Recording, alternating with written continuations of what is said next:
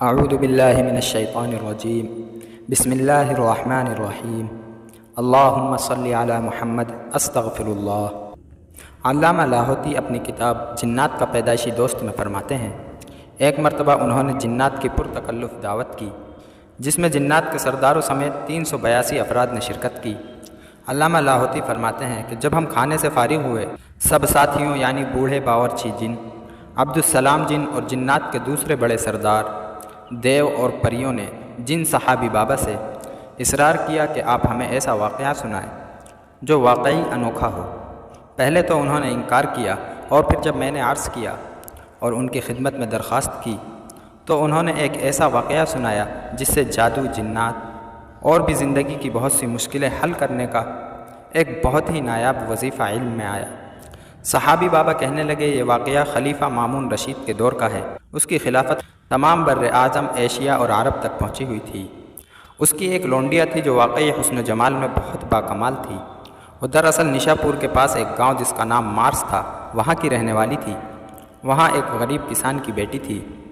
بچپن سے رنگ روپ دیکھ کر اس کی ماں اسے چھپاتی تھی، اور وہ ابھی چھوٹی ہی تھی کہ اسے گھر سے زیادہ باہر نکلنے پر پابندی لگ گئی تھی۔ یوں جوانی کے دن اور رات طے ہوتے گئے۔ گاؤں کے نوجوان بلکہ ہر نوجوان کی خواہش تھی کہ اس سے شادی کرے، لیکن اس کے ماں باپ کی خواہش تھی کہ بیٹی ایسے شخص سے بیاہی جائے جو صالح اور نیک ہو چاہے غریب ہو۔ یہ بات خلیفہ کے ایک وزیر وافق ادا جودری کے ذریعے خلیفہ تک پہنچی۔ اب جب خلیفہ نے اس کسان کے گھر مامون رشید کی یہ اطلاع پہنچائی تو وہ حیران ہوئے کہ ہماری اتنی کیا اوقات ہے، خلیفہ تو ہم سے مقام اور مرتبے میں بڑا ہے۔ آخر کار انہوں نے وہ لڑکی خلیفہ کو دے دی۔ خلیفہ نے اسے اپنے حرم کا حصہ بنا لیا اور سب لونڈیوں سے اونچا مقام دیا۔ وہ لڑکی حور شکل تو تھی ہی، خوش اخلاق بھی بہت تھی۔ خوبصورت لونڈی نے خلیفہ کی زندگی ہی بدل دی۔ اس لونڈی کے آتے ہی خلیفہ کی زندگی میں سب سے پہلی وہ یہ کہ خلیفہ کی زندگی غربا، مساکین اور فقیروں کے لیے وقف ہو کر رہ گئی، بلکہ اس سے زیادہ خلیفہ کی زندگی میں اور تبدیلی جو آئی وہ یہ تھی کہ خلیفہ نیک اعمال کی طرف متوجہ ہوا۔ یوں ہی دن رات گزرتے گئے اور آپس کی محبت۔ ایک دن ایک عجیب واقعہ ہوا کہ خلیفہ نے محسوس کیا کہ آہستہ آہستہ اس کے دل سے اس لونڈی کی محبت ختم ہو رہی ہے۔ خود اس لونڈی نے محسوس کیا کہ جو شدت محبت کی پہلے تھی وہ شدت واقعتاً ختم ہو رہی ہے اور کم ہو رہی ہے۔ اب خلیفہ مامون رشید بھی پریشان، بلکہ وہ تو ایک مرتبہ لڑکی سے کہہ بیٹھا کہ اب تیرے حرم میں میرا دل آنے کو نہیں چاہتا۔ بعض اوقات کھنچے اور دکھی دل کے ساتھ میں تیرے پاس آتا ہوں، کیا کروں، مجبور ہوں، ورنہ پہلے جو دل اور محبت کی موجوں کے ساتھ میں تیرے پاس آتا تھا اب معاملہ اس طرح نہیں ہے۔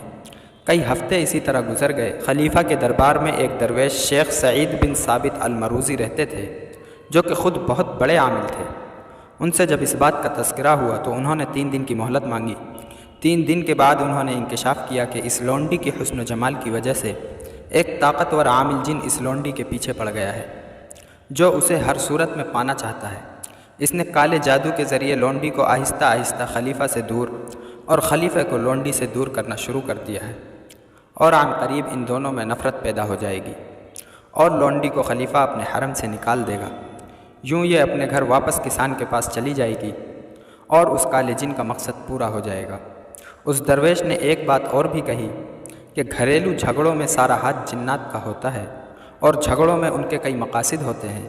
ضروری نہیں کہ ان کا مقصد عورت کو پانا ہو، ان کے اور بھی کئی مقاصد ہوتے ہیں۔ اگر ان گھریلو جھگڑوں سے نجات چاہتے ہیں تو ان جنات کو رفع کرنے کا انتظام کرنا ہوگا۔ اس کی طرف اکثر لوگ توجہ نہیں دیتے، جو کہ یہ بہت ضروری ہے، جس کی وجہ سے کام طلاق، جھگڑوں، بے سکونی کی طرف لے جاتا ہے۔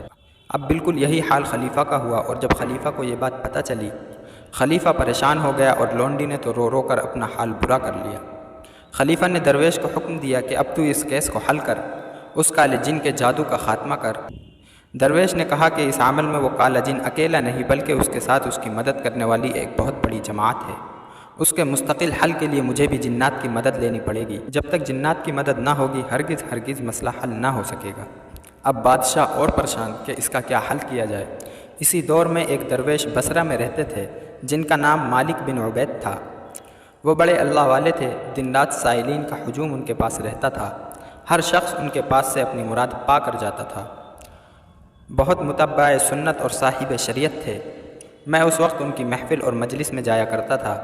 خلیفہ کے درویش شیخ سعید بن ثابت ان سے ملنے آئے کہ یہ مسئلہ ہے، آپ کے پاس لاتعداد جنات آتے ہیں، کسی بڑے طاقتور جن کے ذریعے یہ مسئلہ حل کروا دیں۔ کیونکہ میں یعنی صحابی بابا اس وقت موجود تھا، اس لیے انہوں نے مجھے فرمایا کہ یہ کام آپ کر دیں۔ میں نے تعمیل حکم میں جی کہہ دیا اور کچھ دنوں کا وقت مانگا۔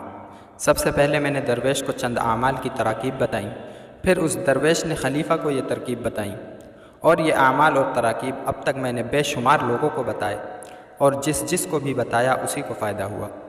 ان اعمال میں سب سے پہلا طریقہ یہ ہے کہ اس عورت کے پرانے کپڑے لے کر، چاہے ایک کپڑا ہو لیکن ہو زیادہ سے زیادہ استعمال، اس کپڑے پر روزانہ سورہ فلق مع تسمیہ صبح کو 200 بار سورہ ناس پڑھیں، لیکن توجہ، خلوص اور دھیان کے ساتھ پڑھیں۔ اگر مریض یہ عمل خود کرے تو نفع زیادہ ہوگا، ورنہ گھر کا کوئی فرد بھی پڑھ سکتا ہے، ورنہ باہر کے کسی فرد سے یعنی پیسے یا رقم دے کر پڑھایا جائے تو نفع ہرگز نہ ہوگا۔ یہ عمل 90 دن تک کیا جائے۔ 90 دن کے بعد اس کپڑے کو جلا کر اس کی راکھ ایک صاف پانی میں بہا دی جائے۔ دوسرا یہ کہ سارے گھر والے یا گھر کے چند افراد یا پھر خود مجبور افراد دن رات سیسو یا لطیفو یا ودودو بکثرت یعنی روزانہ وضو بے وضو پاک ناپاک ہر وقت بس یہ پڑھتا رہے، سینکڑوں بلکہ ہزاروں کی تعداد میں پڑھیں، ہزاروں کی تعداد سے کم نہ ہو۔ یہ عمل پورے 90 دن تک کریں۔ تیسرا یہ کہ صدقہ جتنا زیادہ ہو سکے اور جتنا قیمتی ہو اتنا زیادہ دیں، جتنا قیمتی ہوگا اتنا زیادہ نفع ہوگا، ورنہ جتنا ہو سکے جتنی حیثیت ہے صدقہ دیں۔ صدقے میں گائے، بکری، بکرا اور ایسے غریب کو صدقہ دیں جو نمازی اور اللہ کا ذکر کرنے والے ہوں۔ روزانہ 90 دن تک انہیں تلاش کر کے دیا جائے۔ بس یہ عمل میں نے انہیں کرائے، اور جو شخص بھی یہ عمل کرتا ہے، ہاں اگر تینوں میں سے ایک عمل بھی کم ہو یا کمزور ہوا تو سورہ فلق اور سورہ ناس کے موکل ہرگز مدد نہیں کریں گے، اور جناتی سفلی چیزیں، کالا جادو اور جنات ہرگز نہیں ٹوٹیں گے، کیونکہ ذکر اور صدقہ ان دراصل موکلات کی مدد اور خوراک ہوتی ہے۔ جب تک آپ سورہ فلق اور سورہ ناس کے موکلات کو ان کی خوراک نہیں دیں گے، اس وقت تک وہ ان کالے ازلی جنات سے نہیں لڑیں گے اور انہیں ختم نہیں کر سکیں گے۔ خلیفہ کی لونڈی نے یہ سارے عمل تو خلیفہ نے حد کر دی، اور پھر خود خلیفہ نے بھی یہ ذکر کثرت سے کیا۔ اس کی وجہ سے محبت بڑھنے لگی اور دل کی جدائیوں میں مرہم بڑھنے لگا۔ شکستہ دل اور دور ہوئے جسم دوبارہ قریب آنے لگے۔ 90 دنوں کے بعد انہوں نے یہ ذکر نہ چھوڑا، دن بدن ذکر میں اضافہ ہوتا چلا گیا۔ انہوں نے کپڑا جلا کر راکھ پانی میں بہا دی۔ ادھر وہ جنات جنہوں نے ان کالے جنات کی مدد کی، ان کا بہت نقصان ہوا، ان کے گھر جل گئے، ان کے بچے مر گئے۔ سورہ فلق اور سورہ ناس کے طاقتور موکلین نے ان کا ایسا حشر کیا کہ انہیں عبرت کا نشان بنا دیا۔ صحابی بابا نے اس عمل کے فوائد اور کمالات اتنے زیادہ بتائے کہ میں خود حیران ہوا۔ چند فوائد لکھتا ہوں۔ اگر کسی کی اولاد نافرمان ہو، وہ یہ عمل مستقل کرے۔ گھریلو جھگڑے، میاں بیوی کے درمیان، یا پھر اولاد کے مسائل، یا پھر آج کل عام طور پر رشتوں کی تلاش، روزی کی بندش، قرضے اور اس جیسے مسائل کی وجہ سے اگر آپ پریشان ہوں تو پورے خلوص، اعتماد اور توجہ اور دھیان کے ساتھ یہ عمل کریں۔ آپ کو آپ کی منزل ضرور ملے گی، آپ کو کمال ملے گا اس عمل کا۔ میں نے صحابی بابا سے عرض کی کہ اگر آپ مہربانی کریں تو آپ مجھے اس عمل کی اجازت دے دیں تاکہ یہ عمل میں جس کو بتاؤں اس کو 100% نفع ہو۔ صحابی بابا نے خوشی سے اس عمل کی اجازت مجھے دے دی، اور میری یعنی علامہ لاہوتی پر اسراری کی طرف سے اس عمل کی ہر ایک کو اجازت ہے۔